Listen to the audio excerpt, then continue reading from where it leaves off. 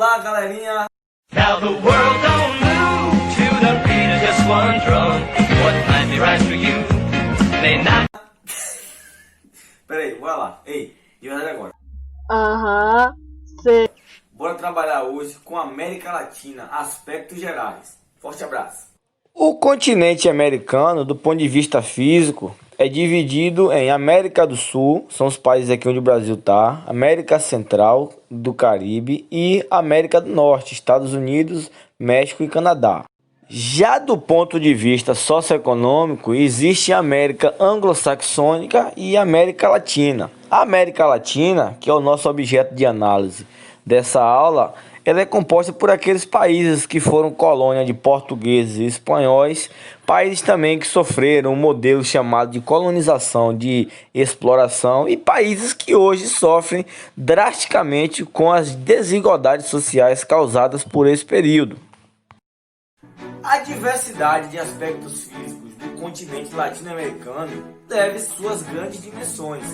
Ele consegue estar fazendo parte da zona temperada, da zona tropical ao mesmo tempo. Lá você tem encontros de placas tectônicas que vão ter montanhas recentes, vão ter bacias sedimentares. No continente latino-americano, você pode encontrar regiões que o sol ele é extremo. Já outras regiões onde o frio é muito forte e até regiões que chegam a acontecer terremotos. A diversidade de relevo da América Latina começa a ser explicada pelas suas placas tectônicas. A região tem uma área de instabilidade, especialmente no encontro da placa de Nazca com a placa sul-americana, que por seu encontro convergente ocasiona constantemente terremotos e ocasionou a formação de um dobramento moderno, a Cordilheira dos Andes.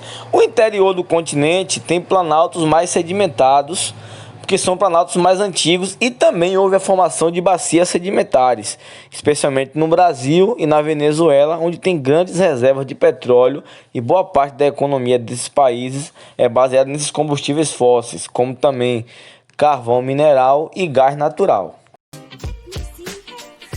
Bom, pensar a América Latina a partir do clima é entender primeiro como é que está dividido, como é que está distribuído as diversas tipologias climáticas no continente e também buscar entendimento de eventos climáticos que são de dimensão internacional, que são notícias em todo o mundo, é importante também nossa compreensão. Bom, o clima da América Latina basicamente é tropical e equatorial, devido à sua proximidade à linha do Equador, fazer parte também da zona tropical. Isso é uma região muito úmida, chove muito, faz muito calor na América Latina. Há aquelas exceções como o deserto do Atacama no Chile e também a Caatinga aqui no Brasil, que são locais mais secos, e os climas frio e polar de montanha devido à presença da Cordilheira dos Andes na sua costa ocidental do continente. Pensando na vegetação, ela corresponde basicamente ao que se tem, ao que é tratado através do clima.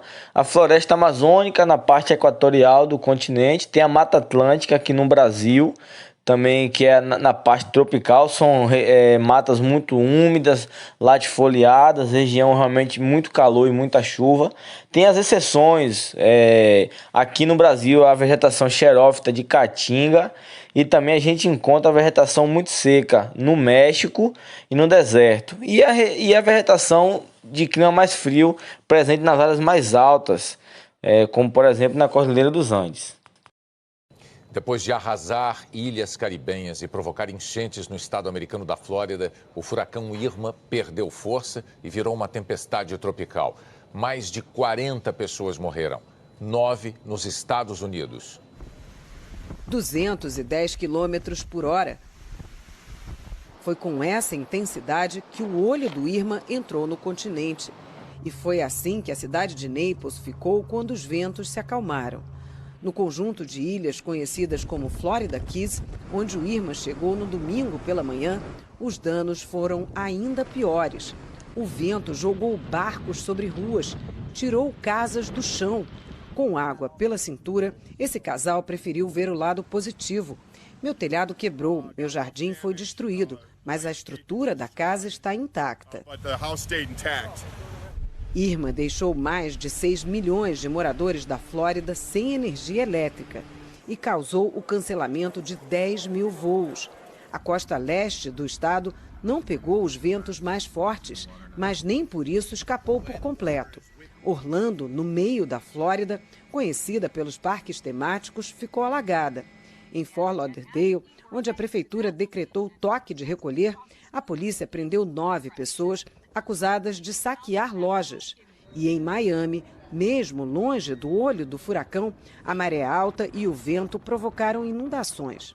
Em algumas áreas de Miami, as ruas ficaram parecendo rios. A força da água foi tanta que arrastou galhos de árvore, muito lixo. E olha só o que veio parar em cima do gramado desse parque. Esse barco, que estava ancorado a mais de 300 metros daqui, na Baía de Coconut Grove, uma das regiões mais valorizadas da cidade. A manhã ensolarada foi de muito trabalho. Os moradores retiravam árvores inteiras que foram arrancadas pela tempestade. Glenn vai ter que esperar ajuda. A palmeira quebrou o telhado da casa e derrubou um fio de alta tensão. Ninguém se machucou. A casa dá para substituir. A vida, não. Segundo estimativas, os prejuízos na Flórida passam dos 50 bilhões de dólares. Alguns estragos são difíceis de medir. Olha, a explicação está aí na temperatura da água do Atlântico Norte. As águas mais quentes, são o principal combustível para a formação de furacões e anda tudo muito quente na parte norte do Atlântico. A temperatura da superfície do mar por lá está em 30 graus. Acima de 27 graus já é algo suficiente para a formação de furacões. E essa quentura das águas do Atlântico Norte acaba também afastando do norte aqui do Brasil a chamada Zona de Convergência Intertropical, ou ZCIT. Lembra dela? Eu falo muito aqui. É um famoso aglomerado de nuvens carregadas que provoca chuva em parte do norte brasileiro. Pois bem, como ele foi atraído aí pelas águas quentinhas lá de cima, a chuva em parte da região norte brasileira deu uma bela diminuída. Olha só, os pontos aqui em marrom indicam que entre 12 de agosto e 10 de setembro choveu bem menos do que o normal nas áreas do Amazonas, Roraima, Amapá e do Pará. E pela análise do INPE, a quantidade de chuva deve continuar abaixo da média nos próximos 3 meses aí, né? Bom, os furacões, eles são comuns na região do Caribe, da América Central e vão por tabela influenciar nos Estados Unidos por conta do Golfo do México e das águas termais do Caribe. Para que se haja um furacão, é preciso primeiramente que tenha águas oceânicas acima de 27 graus. Aquela região ali registra, como foi colocado no Jornal Nacional, a mais de 30 graus. E também um importante centro de baixa pressão. Isso acontece porque aquela região está bem em cima do Trópico de Câncer, onde os ventos alisos eles vêm contralisos da linha do Equador e outro do Círculo Polar e forma aquela ascensão de vapor de água que vai formar aquelas chuvas e ventos muito fortes. Então isso é um furacão e é isso que acontece naquela região ali. Bora entender também agora sobre o El Niño, que é um outro fenômeno climático, também natural, que influencia muito na América Latina. A circulação normal de ar no Oceano Pacífico, englobando essa costa ocidental da América Latina, prescreve que nesta região aqui é uma região onde as águas são muito frias. E enquanto que nessa região de cá já tem águas mais quentes, próximo à Oceania. Então a tendência é que a circulação de vento faça este movimento aqui, ocasionando as chuvas aqui na Oceania. E quando voltar para a América Latina, já voltar massas de ar muito secas. Um dos fatores, que ocasiona a formação de um deserto nessa parte do continente.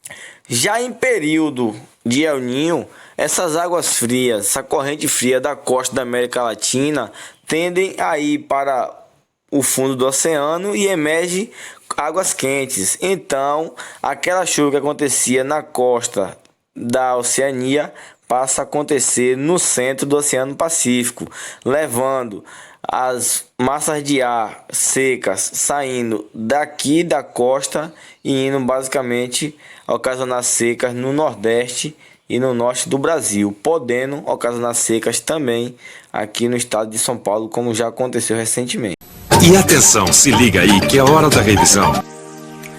E aí, pessoal, conseguiram aprender bastante com a nossa aula de hoje? Não. Sim, gente, mas tanto conteúdo, mas vocês estão se sentindo depois disso tudo? Tô triste, não tô feliz. Tem problema não, a gente debate assim mesmo. Hoje a gente aprendeu os principais aspectos físicos e geográficos da América Latina. A gente foi em clima, relevo, vegetação e eventos que têm dimensão mundial, como furacões e El Niño, que vem causar secas aqui no continente. Forte abraço a todos aí, fiquem todos com Deus.